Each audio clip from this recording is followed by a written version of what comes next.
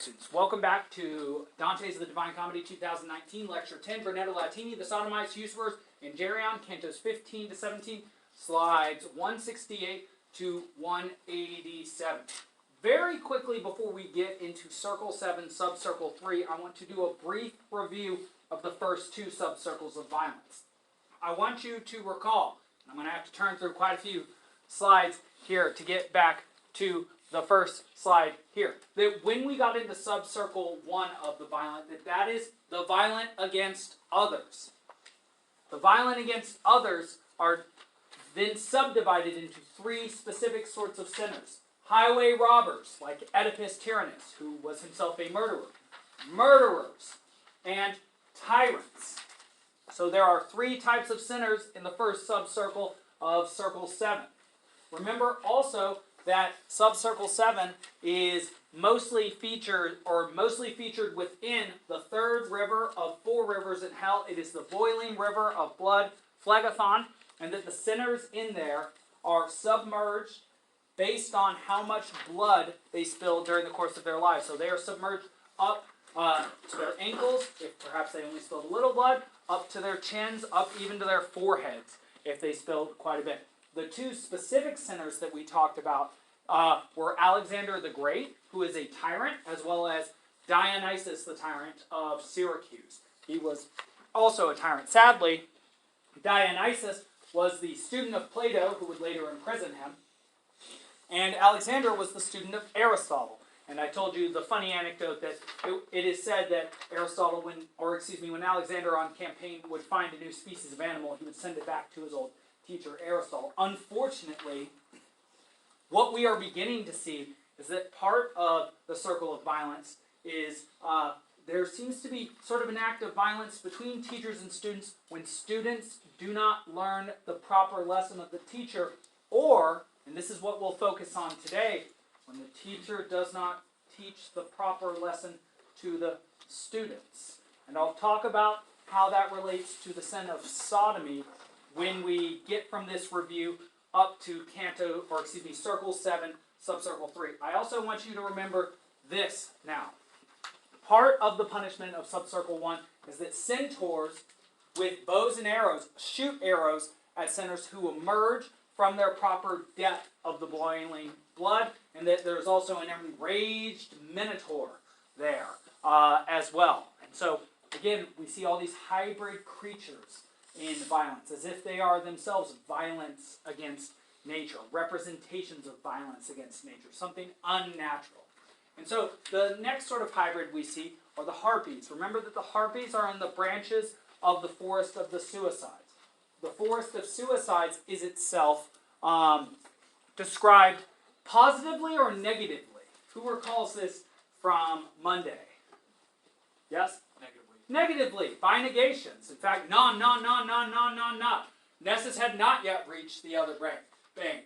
No path had left its mark. No green leaves. No branches straight and smooth. No fruits were there. Do not have holes so harsh and dense. And so it is a place of negation. And so we talked about how suicide is itself a negation of the will by the will itself. And that is the problem with suicide for Dante. There are also a second sort of person there who do not turn into trees that require pain in order to speak. They are called the squanderers. Remember that the squanderers are torn apart by hounds. And now, something that I know is very important to you is remember where both of these punishments come from. Dante got the idea of turning the suicides into trees from the idea of Polydorus from Virgil's Aeneid. Remember, Polydorus was a young son of Priam who was betrayed and then was killed and then turned himself into a talking bush that bled and then spoke to Aeneas when he had a branch taken off of him because Aeneas did not know that he was actually once a man. The second punishment here, which is the squandering one, where people get ripped apart by animals, comes from Ovid's Metamorphoses. In Ovid's Metamorphoses, he tells a story of a young hunter named Actaeon, who, while on a hunt with his hounds, hunting deer out in the woods, comes upon Artemis by accident. And she turns him into a deer with the mind of a man, and then sicks his own hounds on him to rip him apart. And so, it's almost like he gets ripped apart by either no fault of his own or by his own fault, depending on what level of analysis you look at the situation. If you look at it as he did not mean to see Artemis, but then got punished, perhaps it's not his fault. But if you look at this story meaning perhaps when you engage in some sort of sport that involves danger, that danger can turn around on you. Like if you're a surfer and things are all good, what can still happen to you, even though you're shredding the gnar? Shark can attack you. Happened in Encinitas last year. Absolutely so, especially in cold water like ours, great whites. In any case, moving on. Subcircle 3, which we're going to be focusing on today. Burning sands with burning rain. If you stop for one moment, 100 years supine on the ground. The first person we met here was a blasphemer. Ah yes, remember this. Just like in subcircle 1, subcircle 3 is split into 3. 2 different sorts of 3. It is itself the violent against God, nature, and art. We have one representative of each of those. The violent against God are the blasphemers. The blasphemer we meet is Capaneus. Capaneus was fulminated by Jove, which means, who remembers what that verb fulminated means? Yes? Basically just like destroyed. Oh, it means something slightly more specific than that. Yes? Wasn't to be struck by lightning. To be struck by lightning, or colloquially, how we use it these days, is to get lit up by someone, to get torched, to get burned, to get roasted. Exactly so. And in any case, Capaneus got roasted, and thus he roasts for all time. And thus he roasts. The second sort of person here is those violent against nature. They are sodomites. And now, sodomy is technically the sin of homosexual intercourse. Why is it a sin? I've had to think a lot about this because the person that Dante puts as a sodomite is his former teacher, Brunetto Latini. Now, the historical record does not say anything about the sexual orientation of Dante's former teacher. So it must be that he is considering this sin in a symbolic way. This is what I think he means by that.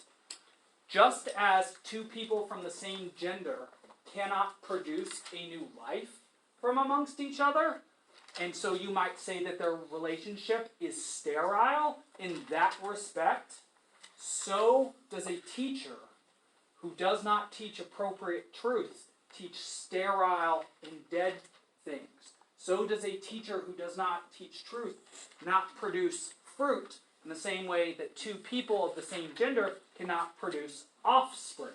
And that is what I think Dante is doing here. That is the only way that it makes sense in any way, because again, we do not know really that much about Brunetto, but we also know that there's no evidence that he was a sodomite, and as you can expect, the scholars have looked into this quite a bit. The third sort of sin, violent against art. Those are the usurers. Usury is a major biblical sin. In fact, if you read the Gospels, usury is, there were usurers, they were money exchangers, they're people that lend money at interest. And they were within the Jewish temples during the time of Jesus. Supposedly he threw them out. And so, how's that violence against art? Well, rather than producing something, which is the idea of manufacturing, all they produce is debt. Debt is itself a negation, like suicide. It is something that you lack. It is a big problem in this country too, especially for young people, because what debt do most of you expect to have at some point, which you will have trouble paying? Yes. Student debt. Student debt. And isn't that funny that it's just assumed that you're going to have that? How are you going to pay it? Do you have a plan? No. And we're just okay sending you out there to get it, huh? That's sort of fun. Well, we're thinking about your debts. In any case, the problem with usury is, what happens if you can't pay it off? The extra interest. And also, if you had to borrow money from somebody in the first place, how do you get not only that money back, and then the additional money charged in interest in order to pay that person? The situation can become very ugly. In any case, it is considered a violation of art because one is using the mechanisms of business to make money, but without producing an actual creation. All you produce is a lack, or a deficit, as it is called, through interest. The But let's go back to our example of a sodomite, Brunetto Latini. And we're going to read this quote together. And when that family looked harder, this is Canto 15, line 22, I was recognized by one who took me by the hem and cried out, "This is marvelous." And I want you to know, this is Dante's teacher who he liked. That spirit, having stretched his arm toward me, I fixed my eyes upon his baked brown features so that the scorching of his face could not prevent my mind from recognizing him. And lowering my face to meet his face, I answered him, "Are you here, Sir Brunetto?" Sir Brunetto, respectful way to address him or disrespectful? Very respectful, very much so. In fact, Brunetto is one of the, I think there are either 5 or 6 individuals in the Inferno who received the formal U in Italian. And in fact, English used to have a formal U as well. If you ever read something that's Middle English or even early modern English, if you call someone ye, that is the formal, respectful way of address. You call them thee, that is the informal, not respectful address. When we go through the Canterbury Tales a little bit, I'll show you a couple lines where that happens and it makes a difference. In any case, Sir Brunetto, and he began, "What destiny or chance has led you here below before your last day came? And who is he who shows you the way?" He doesn't even know his Virgil. Can't be that great a teacher. "There in the sunlit life above," I answered. "Before my years were full, I went astray within a valley." So the reason Dante's here is not because of some virtue as was assumed by Cavalcanti di Cavalcanti, but because he went astray. He's being shown the terrible outcomes his life could move towards based on his decisions, not based on his fate. "Only yesterday, at dawn, I turned my back upon it, but when I was newly lost, he here appeared to guide me home along this path." And then again. And I want you to start noticing the errors that are piling up with Brunetto, and I'll help to analyze them for you. And he to me, and this is his most famous quote. "And it sounds great. And many things that are false and deceiving sound good. But what is the outcome of his words? And he to me, if you pursue your star, you cannot fail to reach a splendid harbor. If in fair life I judged you properly." I'm not going to read much more than that because I really want you to focus on what he's saying there. I think when you read this at first, you think, that sounds like good advice.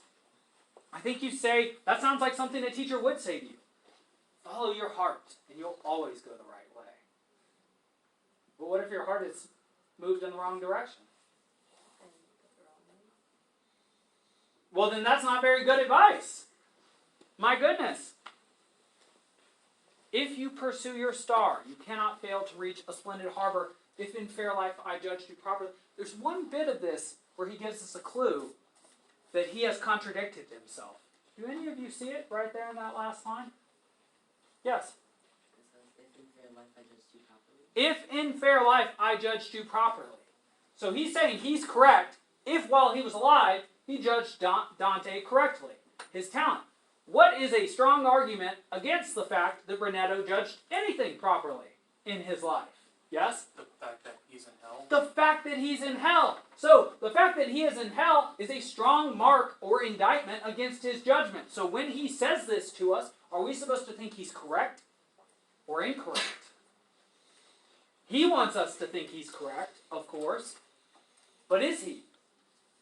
He followed his star. Where did his star lead him? Right down to hell. Is his judgment crystalline and clear or suspect? Very much suspect. And so the idea here seems to be this. Can you even just blithely trust the words and ideas of your teachers? Absolutely not. What do you need to be able to do for yourself that none in hell can do? Because they are denied the good of it. Yes? You have to be able to think for yourself, right? And I think part of the idea here is this. Even if somebody gave you lots of good, true ideas, do good ideas even guide you better than your own ability to see and think for yourself? Well, I'd like you to sit with that. I want you to sit with that. All right, so Brunetto Latini. Let's talk about it. His name means Brunetto, the Latin. And Brunetto actually means small Bruno. Etto is a diminutive in Latin, like ini. And so, which I think ini, is it ino? Ito in Spanish. There we go. And so his name is essentially small Bruno the Latin. Brunetto Latini was an actual teacher to Dante as well as to Guido Cavalcanti, his former best friend who he exiled, who then died from malaria. He wrote a work called The Treasure. In Italian, it is Il Tesoro. In French, it is Le Trésor. In our language, it would be the thesaurus. Thesaurus means treasure in our language. And so, thesaurus is a treasury of words. In the same way that Dante's work is a treasury of stories here. Because that is, of course, what he's doing. In an encyclopedic way, he is putting stories together for us to gather. In any case, one of the problems with what Brunetto talks about, and I'll mention this briefly again in the next slide, is that he seems to deny the good of the intellect himself. He seems to think that one simply needs to follow one's fate, or follow one's fortune, or follow one's star. Well, if your fortune is already set for you, do your choices matter? No. Everything will simply happen in the way it is supposed to. Well, the problem with a teacher saying this to a student is that the whole point of a teacher being in the presence of a student is to help develop the what of the student? The mind. Exactly. And so, is the point of a teacher to fill your head just with ideas in order so that you don't have to think? Or is the point of a teacher to teach you ideas so that you have the words necessary, or the images necessary, or the materials necessary in order to think? The problem with Brunetto is he doesn't seem to think that teaching matters at all. Because if you are fated to do everything you're already going to do, what can a teacher do for you? Nothing. Which means, if you believe that as a teacher, you're probably a very effective and good teacher, outcomes driven, probably a pretty bad one that might end up in hell. The bad sort, of course.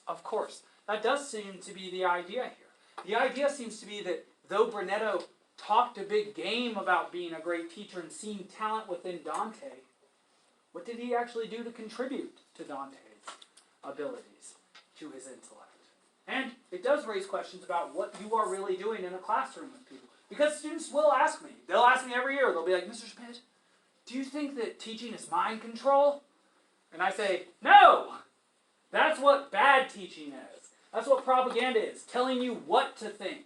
It's like, the whole point of teaching is to teach you what to think, how to think. Just like if you're a musician, you're not forced to learn the music of other people so that you only know the music of other people. You learn the music of other people so that you learn to play an instrument.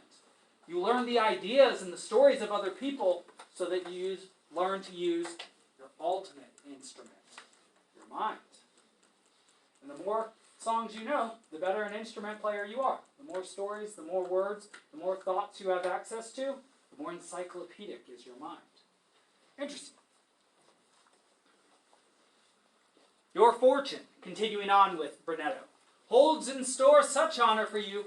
One party and the other will be hungry for you, but keep the grass far from the goat. This is sadly Brunetto talking about the fact that Dante will be exiled because of the factional conflict between the white Welsh and the black Welsh. For let the beasts of Fiesole find forage among themselves. He's talking about the Florentines. And leave the plant alone. This is a metaphor suggesting that Dante is a plant growing out of dung. Dung being the Florentines who exile him. The plant, which is actually beautiful and fruitful, happens to be Dante. The fruit of his intellect happens to be this work that we are all reading and consuming together now. In any case, it has very humble origins, because apparently it comes from what? Dung. Alright, we're not going to read through this, but essentially Dante responds and he says, I'm ready for my fortune. I am not rebuked by my conscience. I stand prepared for fortune come what may. Alright, cool. Last thing I want you to notice about Brunetto, again, seeming to be one thing, but actually being another. This is how the canto ends. And again, this probably seemed really nice to you. This whole interaction probably seemed really nice to you. Something else to mention. Brunetto is down on the sands while Dante is slightly above him. This is an inversion of the teacher-student relationship. You are all whatted right now? Seated. I am what right now? Standing. I am therefore above or below you at this moment, physically speaking. Above. That is the proper relationship between teacher and pupil. I am supposed to be like the origin of a river that flows downward into your seas. In this case, Dante is above his teacher. And so there is an inversion there too. A second small inversion is that rather than looking up to his teacher, now he looks down. It says in reverence to his teacher, because you do bow to things you are feeling reverence for. But what does it mean to look down upon somebody? Yes? Disappointment is close. To look at somebody with contempt or disdain. To look at someone as if you are better than they are in some way or another. Physically, morally, intellectually. In any case, and then he turned and seemed like one of those who raced across the fields to win the green cloth at Verona. Of those runners, he appeared to be the winner, not the loser. So what does Brunetto look like as he strides off like Achilles striding off in Book 11 of the Odyssey? Yes? He looks like a winner. He appears like a winner. He seems like a winner. Is he a winner running across the burning sands of hell where he is? No. Well, what does this tell us? This is a microcosm of everything that's wrong with Brunetto.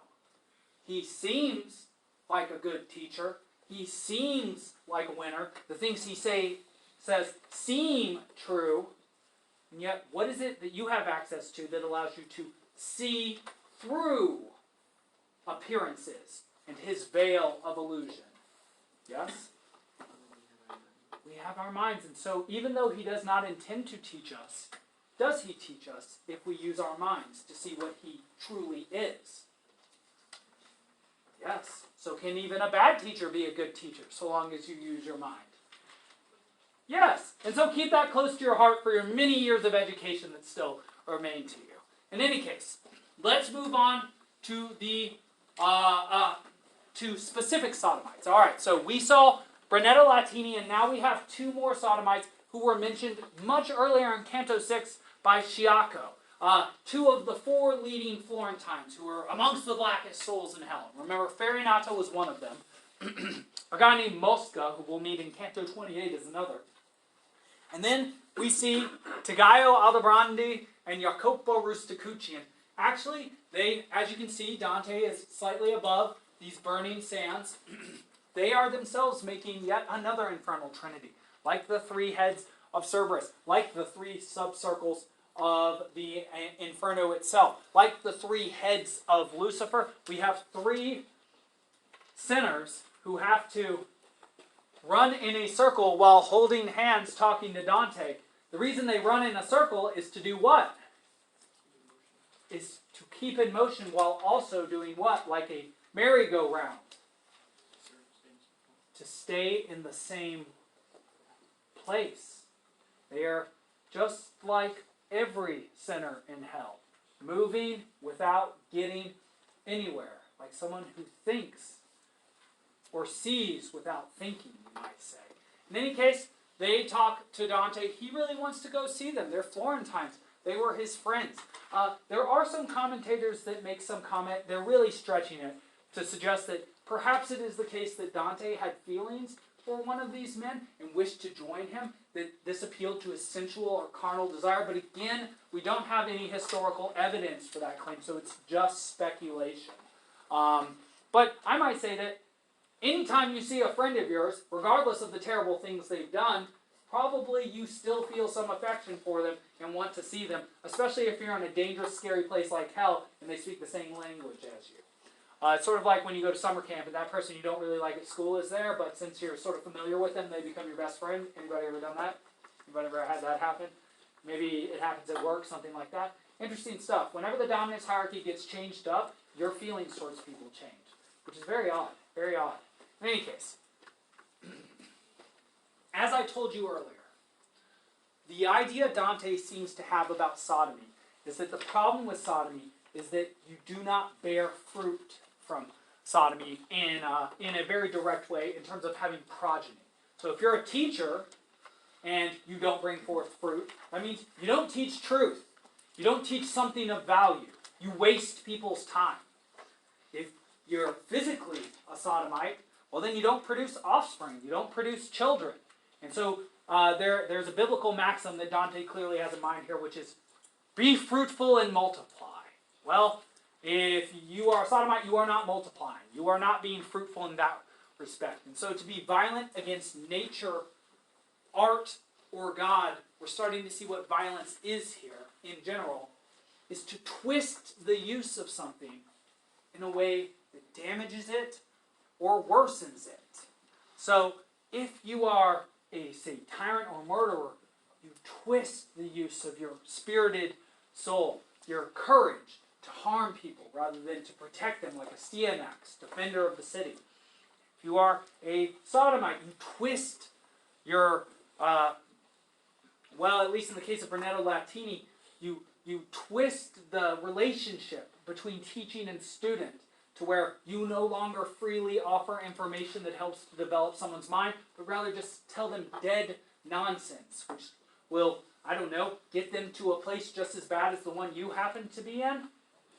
And then usury is twisting the art of business, the art of creation, in order to create something which is not a deficit or interest, debt. All right. This piece of apostrophe is very important. I did not mention the third one because we had to go quickly past it. But this one you must know because it is the first time Dante does something. I want you to pay close attention to it. I should have highlighted this, but I need you to highlight this with your mind. Faced with that truth, this is 16:124 to 132, which seems a lie. Again, this seeming, this appearing, we're getting very much prepared for fraud, the eighth circle. A man should always close his lips as long as he can. To tell it shames him, even though he's blameless. But here I cannot be still. And by the lines of this my comedy, reader, I swear, and may my verse find favor for long years, that through the dense and darkened air I saw a figure swimming up, enough to bring amazement to the firmest heart. He's talking about Geryon, but he's just done something for the first time in this apostrophe. Do you see what it is? Yes? He's called his work a comedy. He named his book. That's exactly right. This is the first of 2 times you will see him name his book, and he calls it comedy, commedia. And something interesting I'll tell you is, you see on the front of your book that it's not called the comedy, it is called the what? The Divine Comedy. This is what lets you know that this work is a piece of finery beyond the normal pale. The word divine was added later by Boccaccio, who was himself a 14th century Florentine poet who wrote the Decameron. Sometimes I forget, it could have been Petrarch, but I'm fairly certain it was Boccaccio. And so he didn't call it the Divine Comedy himself. It was called the Divine Comedy by another one of his friends. He called it the comedy. That's why you'll sometimes see it referred to as commedia.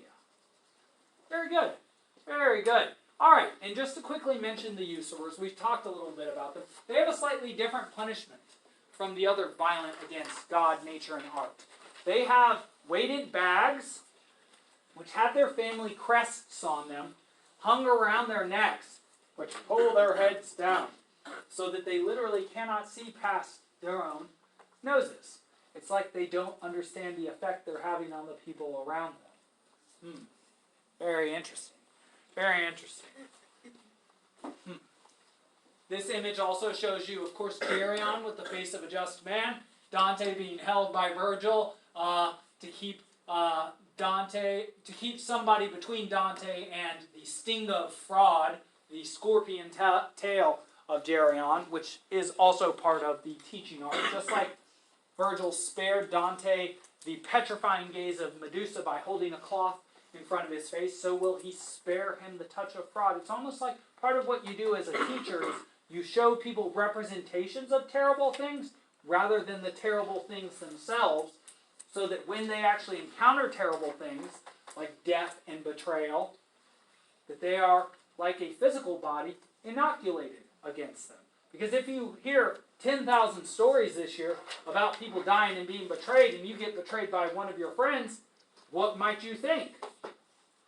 I'm different from everybody who's ever existed, or I've just joined a very good company. You've joined the best company. In any case. Just very quickly, a quote about the usurers, just so that you have more in your mind to represent about them. When I have set my eyes upon the faces of some on whom that painful fire falls, I recognize no one. But I did notice that from the neck of each a purse was hung that had a special color and an emblem, and their eyes seemed to feast upon these pouches. Very like Midas, in any case.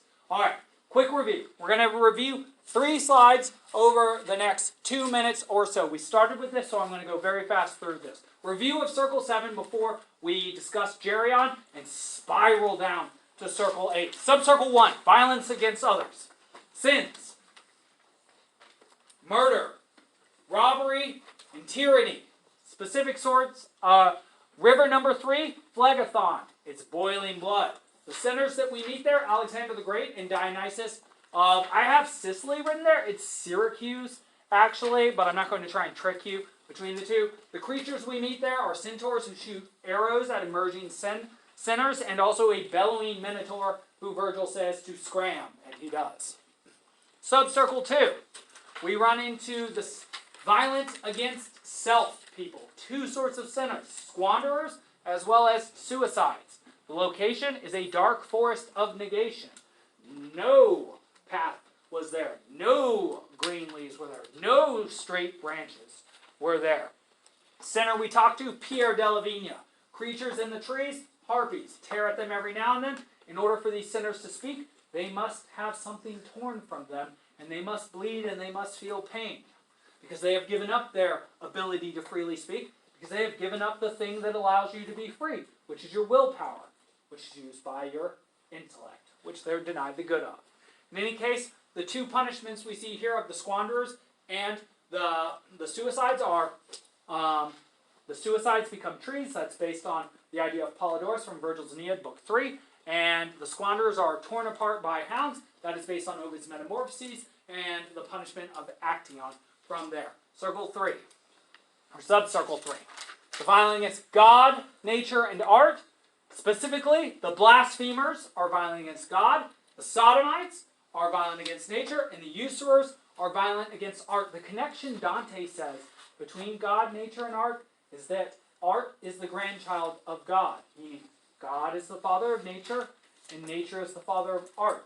Meaning that Dante believes that the purpose of art is correct representation of nature. Which is very provocative, because is then producing a fantasy story to people which does not literally represent reality a corruption of art or an expression of art? Is Dante himself committing an act of violence by using his mind to produce this book with all these fantastic imaginary images in it? Or is he doing exactly what one must do in order to teach a lesson? From a long time ago, in a place far, far away. Something worth thinking about. In any case, the sinners we run into here, the blasphemer is Campanius, the sodomites are Brunetto Latini, Tagaio Aldobrandi, and Jacopo Rusticucci, and we don't talk to any of the usurers. They don't have much to say. They're just looking at whatever is in those pouches of theirs. And so, which are apparently something similar to what's in the magical box in Quentin Tarantino's Pulp Fiction. In any case, then we meet Geryon, another creature that will represent appearing one way and actually being another.